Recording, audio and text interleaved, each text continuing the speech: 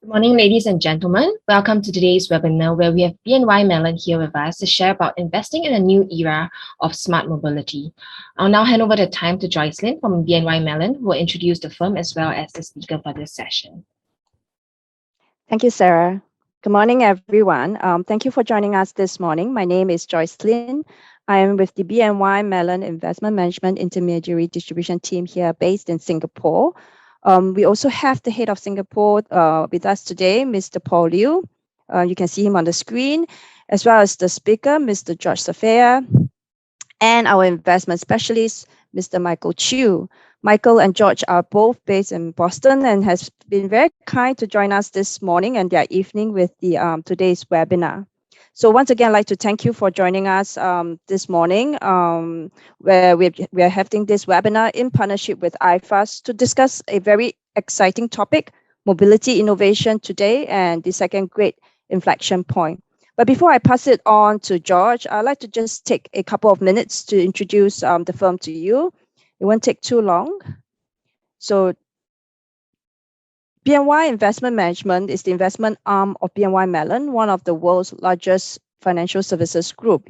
Here in Singapore, our business has been around for a number of years. In fact, if you look at some of our partners on their platform, you can find many of our funds on their platform, including IFAS. And today's webinar, we are actually talking about a topic that we are very excited about. And if you're keen to find out more about the team or related investment strategy, you can find our fund on IFAS platform called the BNY Mobility Innovation Fund. But before we move on to the topic, we just want to give you another quick overview of our firm. So in BNY, we actually manage both retail as well as institutional. Sorry, there's something wrong with my, yes, sorry. We manage both institutional as well as retail monies. We have about 2.3 trillion of assets under management. BNY Mellon Investment Services is also the #1 global custodian in the world with 45 trillion of assets under custody and administration.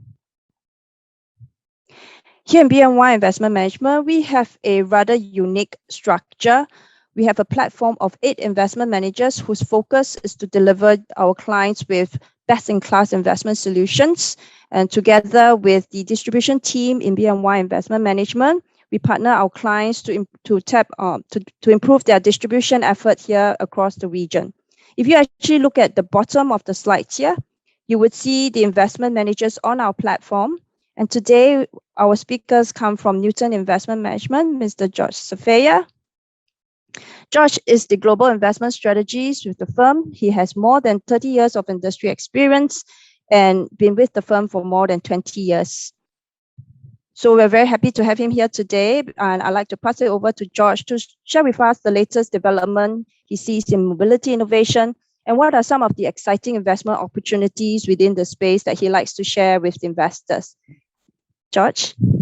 Great. Thank you, Jocelyn. Great introduction. I'm excited to be here. I hope you all actually really learned something. I think that what we see through the extent and the vastness of our research organization, as we look across the economic landscape and really try to identify these transformational trends, we really believe mobility innovation is one of those trends that is not something that will pass quickly. We think this is a multi-year, multi-decade opportunity, and we are in the crosshairs of some phenomenal opportunities. So with that, Jocelyn, can we go to the next slide? Great.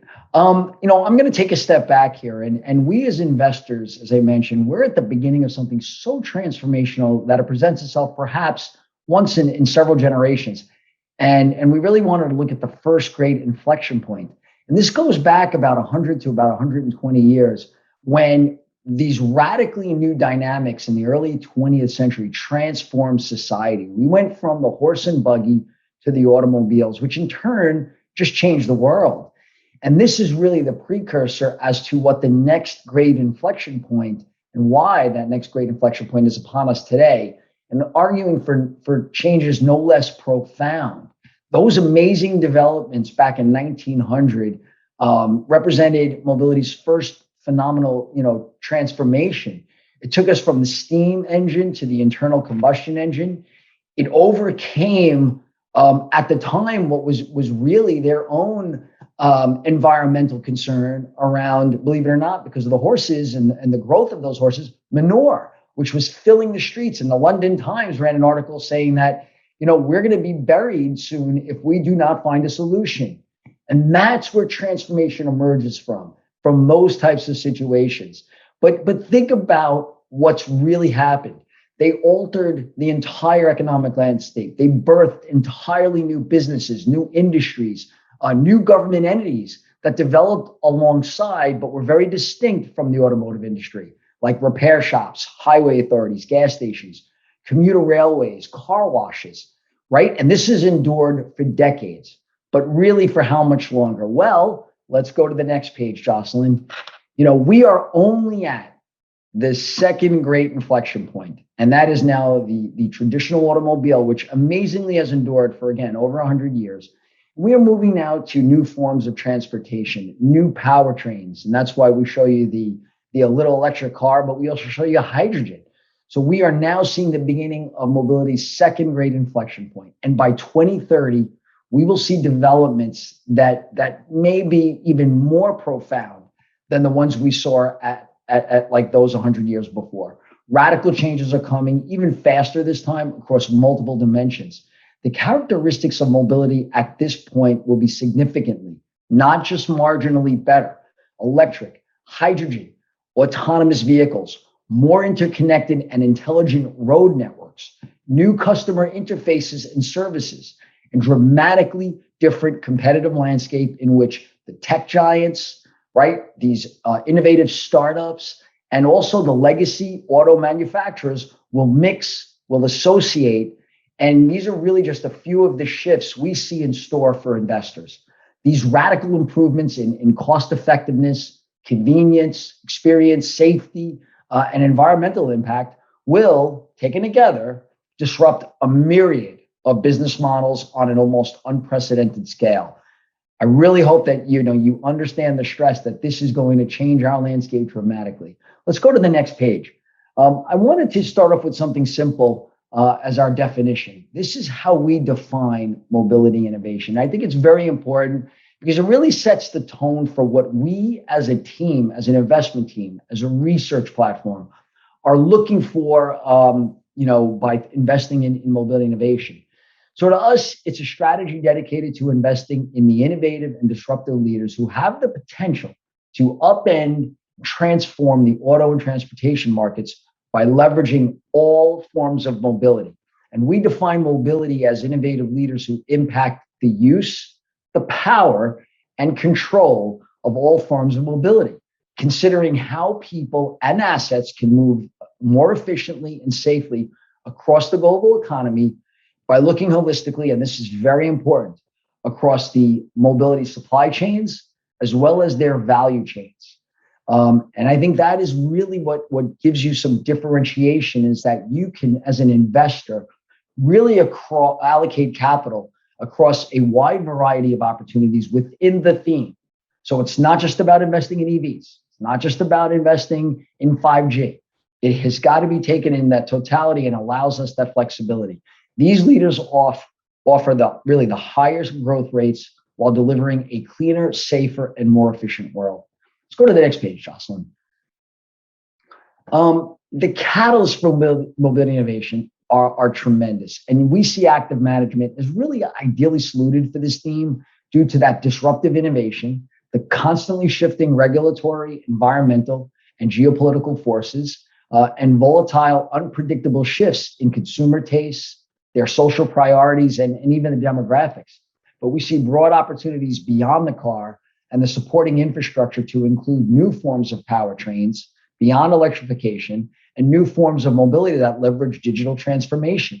So when you look at the catalysts for mobility innovation, the four pillars driving change across technology, regulatory, environmental, and consumers, this is really only part of the story. What these represent are the foundation for future sustainability. Mobility innovation is in the midst of a strong, as I mentioned, multi-decade long trend due to many of the catalysts you see on this slide. And we are adding more every day. Many of the tech trends like 5G, cloud, cybersecurity, edge computing, all of which are absolutely involved in mobility innovation.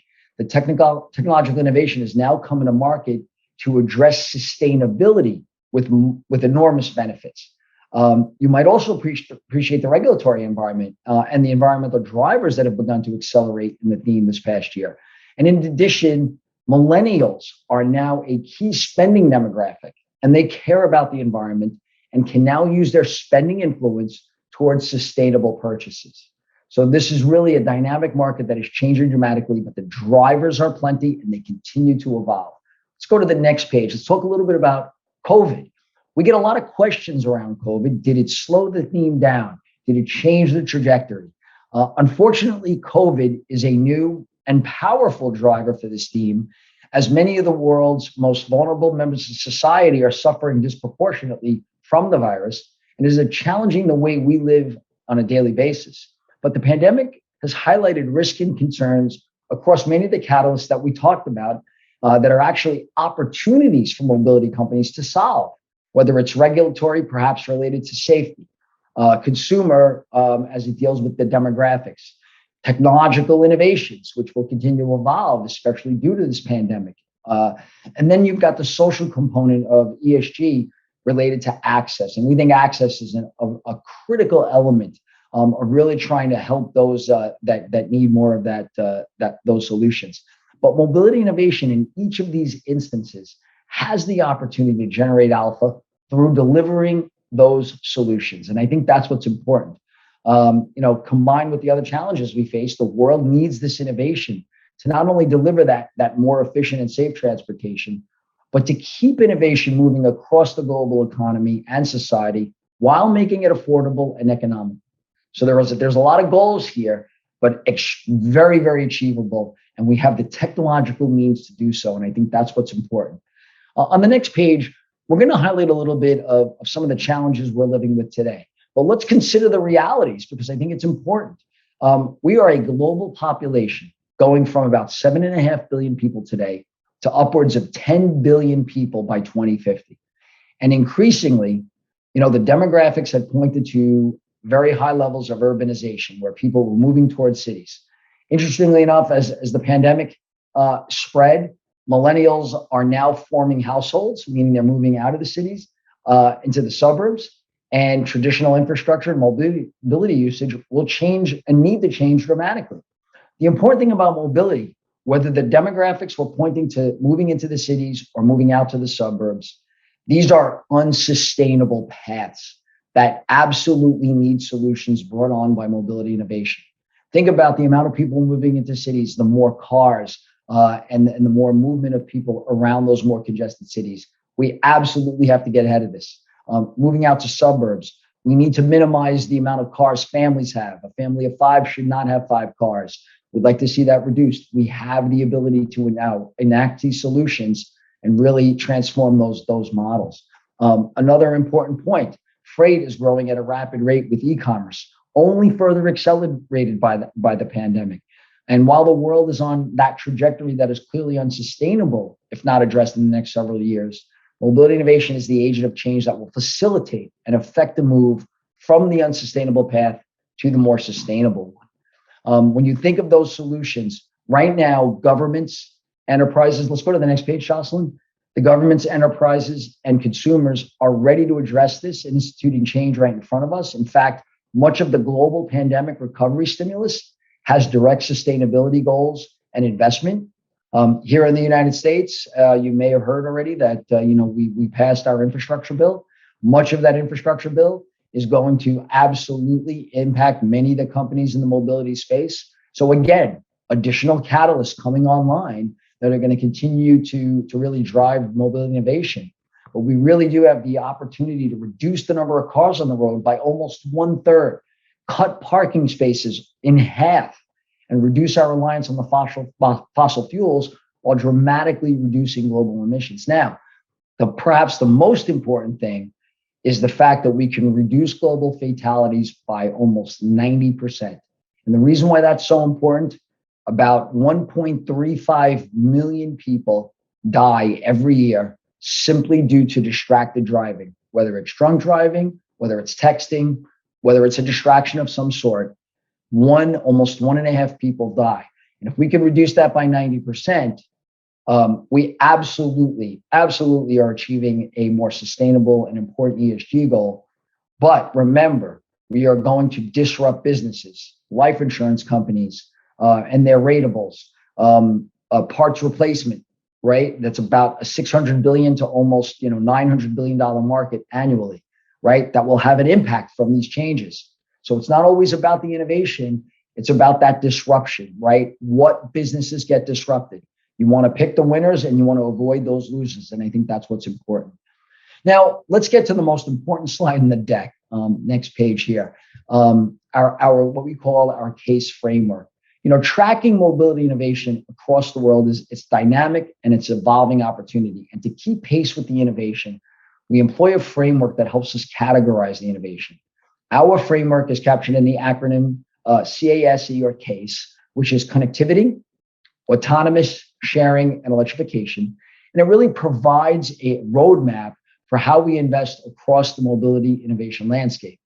Each of these four key drivers enables tremendous flexibility on what we call a sub-theme level, leading to investments across diversified industries with very high growth potential. On the next page, what you'll see is that CASE continues to evolve. That framework is not static. We continue to see it evolve and adapt, and companies are expanding into new markets. Those new technologies are disrupting the status quo, and consumer preferences are changing, as I mentioned earlier, new laws being passed. But as CASE evolves, it gives us the opportunity to find these new markets and identify these new leaders who can grow and drive strong future returns for our investors.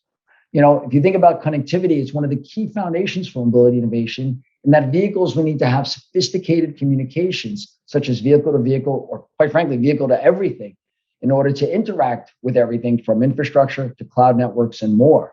And obviously with that, you have an emphasis now on cybersecurity, as you can now see hackers and nefarious parties attempting to hack into these vehicles. This is not playing with the radio. This is where they can hack in and actually cause a car to drive somewhere and do something. So very important that we continue to invest and look at how this expands.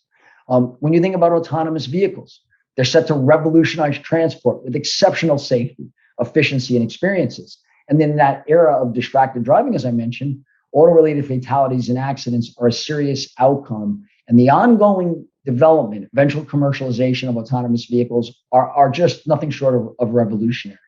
And when you think about access, an electrified autonomous vehicle, we can have ride services or robo-taxis in the most rural of areas at the ready for anyone that needs to. Right now, with driver usage, you can't have drivers all over a country. The more rural areas tend to have much less, if any, coverage at all. And we are on our way to a solution. But remember, integrating autonomous vehicles into an existing infrastructure is not easy. The regulators are working hard to help get this moving. But we really have to think, because obviously a perfect driver in a world of emotional and sentiment-driven drivers can be very dangerous.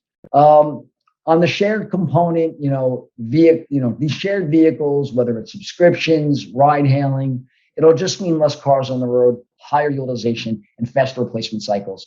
The future growth opportunities for these alternative mobility options, it's just very positive.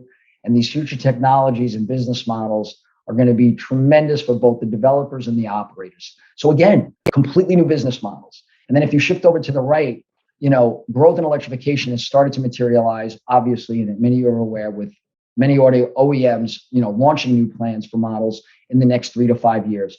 We're actually seeing the launches of some really interesting IPOs around companies that are from the ground up, electrified companies. You have NIO, you certainly have XPeng, you've got Rivian, which is coming public. You've got Tesla, obviously, as a leader there.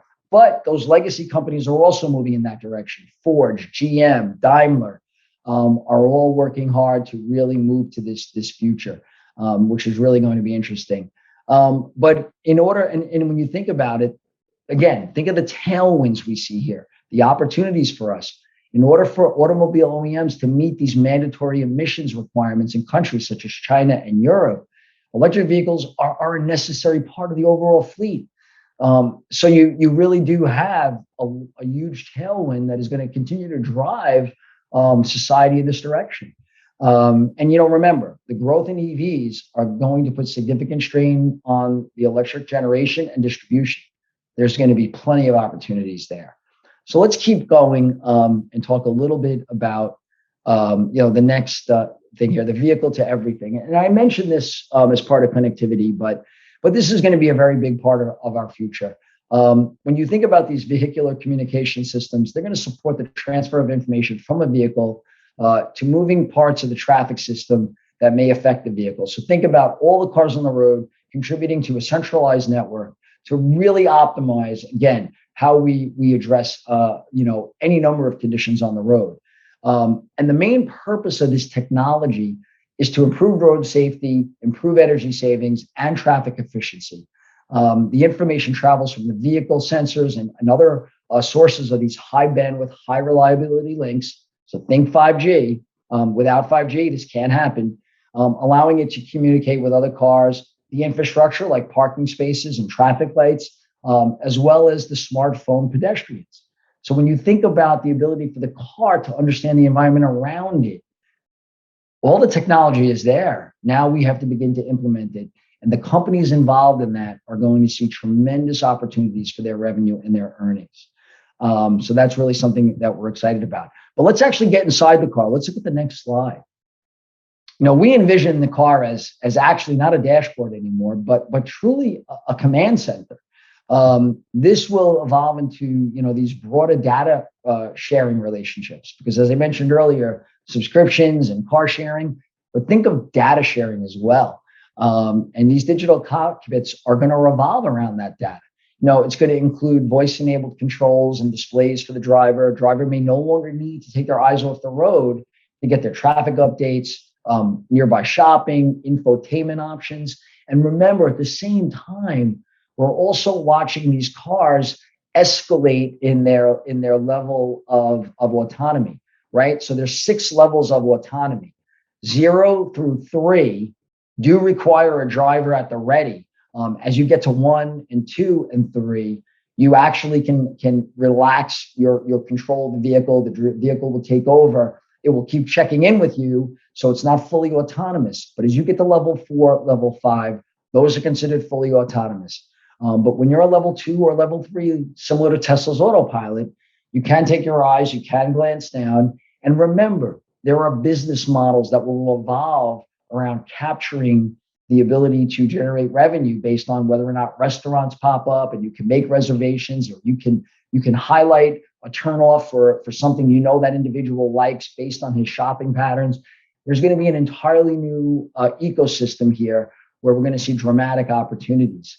And consumers are going to want to opt into some of these services. And we think it will be a balance between asking for that permission to get those discounted services and perhaps, again, more of a better balance rather than just giving away your information for free. But over the next few years, we're going to have over 700 million of these connected cars. So let's go to the next page. I'm going to quickly highlight the simple fact that the data, the innovation that has come on the technological side, that left side of this triangle, of these triangles, that's important because that has really enabled these new business models. So these disruptive technologies are leading to the new innovative business models that are really driving platform and architecture strategies. And that's really what these new modes of transportation are. And they're at the tipping point due to the raft of this innovation. And those traditional models are being disrupted. Who owns the client? Who owns the consumer? Is it the OEMs? Is it the data providers? It's going to be really interesting to see how this evolves. But it's going to be really important. And the ecosystem is just evolving at a rapid pace. Let's go to the next page. I want to talk a little bit about the ADAS systems. So when you think about the early active and passive systems for safety, the first wave of these systems is already widely fitted to today's cars and commercial vehicles. Approximately 80 to 90% of the cars on, for instance, Europe's roads come equipped with technology such as anti-lock braking and electronic stability control. But that's no longer enough. In order to further address safety, more advanced active safety systems are required. So let's go to the next page, right? And we're getting these safety systems largely because of our work towards autonomous vehicles. These are the subsystems that help autonomous vehicles actually drive the car. And the second wave of these active safety systems are being introduced now, but they're using cutting edge technology such as the onboard sensors, radar, cameras, GPS, and lasers. And the lasers are coming through the form of what you may have heard called LiDAR, light emission detection and ranging. And these second waves are really showing up in technologies such as autonomous emergency braking, where your car is going to stop for you regardless of what you do, lane departure warning, lane keeping assistance, where it steers the car back into the center for you, drowsiness and attention detection. Your car will be able to read your face, much like your iPhone can or Google when you hold it up, be able to read your direction of gaze to know if you're falling asleep or if you're distracted. And that car will not only be able to prepare to help you wake up, it will definitely make a noise or shift something for you, but importantly, it will prepare the safety systems for God forbid, an impending collision. And that's important, right? But these technologies, because if a collision is really unavoidable, these active safety technologies will help reduce the impact, right? And that's important. Slowing the speed of a vehicle by just a few kilometers before impact can save lives. And these active safety systems have the potential to not only reduce the number of accidents, but can reduce the consequences of an accident if a collision cannot be avoided. But this is really the next generation that we're moving into. And that's what we're looking for those opportunities. Let's continue to move along and maybe talk a little bit more about the sharing concept. But, we see the sharing economy as impacting, people, assets, and as I mentioned earlier, increasingly it's data. This includes the movement of people and assets safely, more efficiently, as I mentioned at the beginning, and how we generate and utilize data from individuals, as well as, don't forget, assets, because we're moving assets constantly, and fleets, right? How fleets are operating for certain companies, logistics companies.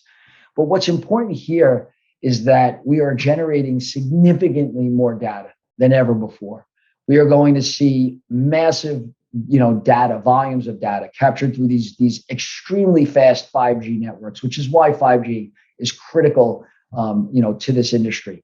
But as we do that, you're going to see more and more companies begin to grow in this business that have never been in the transportation related field. Data analytics companies to help any of the OEMs really begin to understand what is being driven by that data. What should we take away? When you think about a vehicle, how our cars in the future, and that future is only like 2 or 3 years away. It's already started with Tesla, quite frankly. When you get a recall, so Tesla had a recall actually, you didn't have to bring it in. You parked it in your garage like your phone, being docked at night. They ran a overnight update, and because the recall was related to software, and you drove the next day with your recall fixed.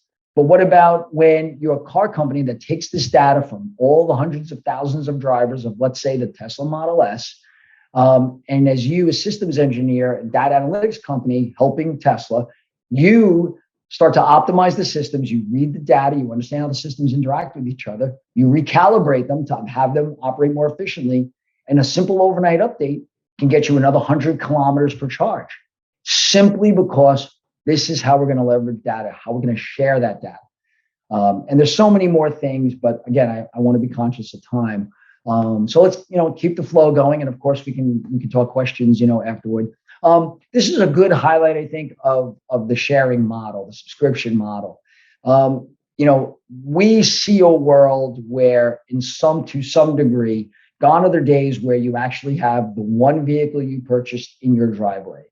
Instead, the subscription models are really where I think we see a future beginning to emerge, and where it is really you belong to, and subscribe to a vehicle manufacturer's subscription. And what you do is, instead of choosing one vehicle, you now have access to their fleet depending on how much you want to pay. You'll have access to certain levels. And instead, you choose the car and you keep it as long as you want, based on your needs for the time. If you're going on a vacation with the family to the beach, you may want an SUV. If you're going out for a weekend with your spouse or significant other, you may want a convertible. The idea is that not only that, but you don't pay for insurance, you don't pay for the maintenance costs. It's all embedded in the subscription fee. And really what that does is it takes that depreciating asset off of your balance sheet, because the second you buy a $50,000, $60,000, $70,000 car, it's already depreciated by 10% as soon as you drive it home. And these are ways we see innovation beginning to impact and reduce those number of cars on the road constantly. So let's go to the next page and talk a little bit, the other way, yep. Of just about what we're seeing, quite frankly, right before our eyes. As we shift from ICE vehicles to EVs, there's a lot of great things happening here with this shift. And I'm going to highlight this a little bit more, but significantly fewer moving parts. We are not in the same ballpark in terms of an ICE or internal combustion vehicle versus an EV. When you think of the driving dynamics, right? You have instant torque. Torque is that pull in the seat when you step on the accelerator. I won't say gas because in EVs it's an accelerator. In EVs, it's just naturally super fast. It doesn't matter which EV you drive, they are going to be as fast as some of the fastest sports cars in the world. It's just that's what electrification does. Very smooth, very silent ride. In fact, that might be a danger because as an EV comes down the street, if you don't hear its tires rubbing against the road, you might not hear it at all. And pedestrians sometimes get taken aback. So that's something that we may have to think about as more EVs get out on the roads. But it's sustainable urban vehicle. We're seeing the incentives behind it, as I mentioned, as you keep going around, much lower operational costs. Think about that. If I can do a firmware update in my garage, then I don't have to take it to a dealer. I don't have to pay for that service. I don't have to bring in these additional costs. And of course, the zero emissions. But on the next page, this is really where I think you could drive the point home. The over 2,000 moving parts in internal combustion vehicle, right? Think about manufacturing that versus less than 20 in an EV. It's a very simplistic design. Battery, anywhere from 2 to 4 motors, depending on the design. Some have 4 motors at each wheel, 1 motor at each wheel, I'm sorry. Some have just 2 motors, one in the middle, and front and back, just depending on the configuration. But you don't have many moving parts, no oil changes, very, very little lubrication needed. So you're really looking at a different design, but think about that from a manufacturing perspective. When I talk about legacy companies, legacy OEMs that have to shift to the future, they have to get rid of a lot of their manufacturing. They're just not going to need that intensity. Labor is going to change dramatically. A lot of this is going to be done with quite frankly, factory automation. And when we think about that, it's why you have to have an eye towards those pre-IPO companies, the so to speak new kids on the block. The world is going to be made up of 2 companies, legacy existing companies that have been around for 10, 20, 100 years. Can they shift to where the future is? Can they get lean? Can they design quickly enough and compete? Because you're going to go up against the new upstarts, right? The Teslas of the world, built from the ground up, digitally, built from the ground up, efficiently, and they don't have those issues. And that's what we're always focused on as we build this universe and then begin the process of identifying what we think are those winners over the next 2 to 3 years. And that's kind of the window we have as we look out. Let's keep going, Jocelyn. Exciting slide here. I love this slide because this is we sourced this from Bloomberg NEF, and that's basically their energy segment. And it's really it's exciting because this chart gets updated. And one of the most exciting things for this year's update, which is reflective of this chart, is this little blue area that I'm sure none of you can see because it's small. It's called fuel cell. And it's the first time Bloomberg has now added hydrogen, because that's what fuel cells are, to the mix. And hydrogen, we think, is going to become a much bigger color as you go forward, largely because of the massive incentives and commitments we are seeing out of China and Europe, especially. Europe has committed over 470 billion euros to developing hydrogen sources as a fuel. It's got plenty of industrial applications. We are now going to move it into the world of zero emission vehicles, and I'll explain why in a minute. On the right side, you're looking at the penetration rates of EVs across the major regions of the world. Obviously, China has been tremendous, especially this year, after actually giving way to Europe last year. Europe dominated EV penetration during the pandemic. And then obviously the United States, that's the blue. So going from the bottom up, China, Europe, then the US. And the US is obviously now in the new administration shifting their focus towards incentivizing EVs even further. So the uptake is in the direction is really moving quite fast in that direction. So again, I would love to meet with everyone here in 9 months to a year to see this chart updated, because I do think we're going to start to see this complexion maybe even accelerate faster. Let's keep going, Jocelyn. This is a really important chart because I feel like this is the real world. This is where you're seeing EVs and hydrogen really, I think, begin to show how they can really have a place in really affecting everything from the short duration, mid duration, or long duration drives or uses. So on really the short haul, EVs are going to be the best. They're good for home delivery vehicles, personal mobility. You're getting around your short distance cars. As you get to the medium, you'll see a mix between EVs and fuel cells, right? You start to get into longer drives, going longer distances, maybe some buses even involved. As you get to the long haul, we see hydrogen as being, quite frankly, just a much better solution. And here's why. When you think about a semi-truck having a battery to power it for something that big that's hauling that much cargo, that battery is going to weigh anywhere from, 7 to 10,000 pounds. Most roads around the world, especially in the United States, have weight limits. Why? Because that weight in a hot summer sun, or even going over a certain bridge, will be disruptive and quite frankly dangerous. It wears on those roads. It wears on the vehicle, wears on the tires.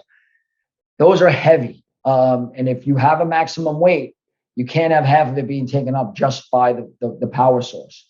Then you switch over to hydrogen. Now, hydrogen is just as powerful as a source as EVs. In fact, what hydrogen does is it creates the power. So it's just not the battery. It's the hydrogen that generates the electricity for the motor. So it's the same motor. You're going to have a motor in the vehicle. But again, you're talking about a fuel source that's lighter than air. Hydrogen is lighter than air. And not only that, it fills up as quickly as gasoline does. So your petrol, whether it's diesel, gasoline, takes about 10, 15 minutes maybe to fill up a tank. Same thing with hydrogen. That is why there is room for both to be our zero emission sources at this stage. Hydrogen is coming on now. It certainly has a ways to go. Not a lot of early opportunities. We have one stock in the portfolio that is an early opportunity because they actually are the leader in hydrogen usage for their warehouse vehicles. And so they have a great earnings model. They're producing incredible, great revenues and earnings. And importantly, we see them at the forefront of these mobility uses for at least at this point in time for hydrogen. So I think it's important to keep in mind as we think about this. Now let's keep going, Jocelyn. So this slide is really about, the dream slide. We have to think about repowering all forms of mobility. And nothing is off the table. Drones are going to become a much bigger part of our society as we move forward. Remember, if we really get into delivery, especially delivery of food, but more so commerce, these drones are going to have a particular design that's going to have to carry maybe higher weight limits. This will be interesting to see. It's in the early stages, not too investable thus far, but absolutely on our radar. Trains, how we source them. Obviously, we know that trains right now are electrified, but increasing that efficiency, more importantly, where you don't have electrification, obviously you use diesel typically, moving that to maybe, electrification, but don't forget hydrogen as well. We do have exposure here with companies that are big or important to the rail industry. Air is going to be interesting. It's not about biofuels to us. It's really more about how they can integrate true zero emission, opportunities either through hydrogen electrification. It would hardly see electrification solely in an airplane. That might be a little scary, just because they do go long distances. But we think a combination of obviously electrification with hydrogen could be a phenomenal solution down the road. And look, we've already seen it. The Boeing 787 has significant usage of lithium ion batteries in helping to again maintain their efficiency. Obviously, there was an unfortunate incidents with fires starting, but remember, that is part of our opportunity set, is that lithium ion batteries do get very hot. It's very true. And, the cooling systems, the mechanisms that are involved to make them efficient and safe are a lot of the companies that are in our opportunity set, quite frankly, that we're investing in. So again, didn't want to spend too much time here, but I do want you to understand, our landscape, our world is changing. You will not see the same world as I am telling you as it is today here on November 9th in 10 years from now. So it's going to be exciting. So let's keep moving along. I do want you to, understand that ESG is very important to us. I hope that came through with some of my earlier comments. But when you think about ESG, it really is embedded in the way we actually we invest. We do not have sort of a separate look at ESG. It is part of our investment process. When we meet with companies to understand the fundamental opportunity for those companies, ESG is absolutely included right alongside it. It has been for years. We're actually formalizing it a little bit more. And it's really something that we think is becoming increasingly important. And we absolutely want to see objectives that are very positive around ESG. But remember, this also highlights risks when companies are not operating in a way that we think are going to lead to that sustainable long-term opportunity for us. If they aren't really going towards goals that, whether it's on an E, S, or G basis, we have a lot of concerns and questions around that, because we think that is going to really hurt the capital we invest in these companies. And that is something we take very seriously. So for every stock in this portfolio, we not only have a fundamental thesis, we also have an ESG thesis and an assessment. I'll talk a little bit more about the resources in a minute, but I believe this ends the true presentation slides. I do want to talk a little bit about our team before I conclude, if that's okay. So maybe we'll go to the next page. We have a conclusions page. I apologize. There's a lot of conclusions here. I don't want to just read them to you, but again, mobility is absolutely going to be a tremendous decade plus story to truly invest in. And remember, we've got digital transformation, the energy transition. There are tremendous tailwinds among a myriad of many others. And when you really think about this, the introduction of hydrogen as a new fuel source is going to really spur incredibly new, not only new companies, but companies around infrastructure, companies around the development of it, and obviously those that utilize it. So we've got these incredible opportunities. And, I just think we are almost playing into what I would call a perfect storm around mobility innovation. So I'm going to leave it at that. Let me get to maybe the next two pages, Jocelyn, if we could. And so let's quickly maybe we don't even have the team pages. I apologize. I do want to make one comment on the research platform, if I could. I think what's important, no matter who you invest with, whether it's us or anybody else, is that you really want a team that is digging deep, that understands the difference between what's hype and what's reality. The important thing is the recognition is that, do we have the technologies here today to achieve these goals, objectives? And that's important, because we don't want to be investors for something that might happen 7 years from now. That's too far out. We certainly don't want to invest for the next 2 or 3 quarters. That's too short term. No company should be really graded on the next 2 quarters. But it's really the sweet spot of 2 to 3 years, because we have a better sense of where point A to point B is in 2 years than point A to point B is in the next quarter or even in 7 years. But that 2 to 3 years gives you a sense of being able to sort of look at the trajectory. Where's the company moving towards? What are they doing in terms of what we've set up as hurdles and them achieving those objectives? That gives us something to really work with. And that's how we approach it. We've got about 41 analysts on our research platform that our investment team, there's 5 of us that are sourcing from. We've had a universe that began when we started the strategy in 2018 of about 175 stocks. That has grown to about 377. And I think that's important. Stocks don't get into this universe unless they pass our materiality threshold. So we have a materiality to the mobility innovation theme. It's subjective. It's not quantitative. There are quantitative elements in there, and we have a phenomenal quant PM on our team that helps us with that. But much of it is subjective. But it's a 1, a 2, or a 3. 1 being the lowest, 3 being the highest. So we measure that scale. That's the only way you can get into this universe and qualify. We also have something I think a little unique in that we have a private markets team embedded on our research platform that gets us access and gives us an eye into the pre-IPO market. So, what's really important to us, I mentioned earlier, right? The legacy companies or the new companies coming to market. Well, we know virtually 90+% of the companies that are coming to market within the mobility theme because of this private equity team. They engage with venture capitalists. They engage with the pre-IPO companies. We can't buy pre-IPO companies in this fund, in this strategy, but it really helps us to understand not only who's coming to market, but importantly, who our public companies are competing with. All right. And you're going to see more and more. I believe tomorrow we're going to see another one hit the market. And it's supposed to be a, pretty interesting deal. Add that to the NEOs of the world, add that to the XPengs, add that to all these companies that, quite frankly, are really viable, really well-run, really good companies that are going to compete.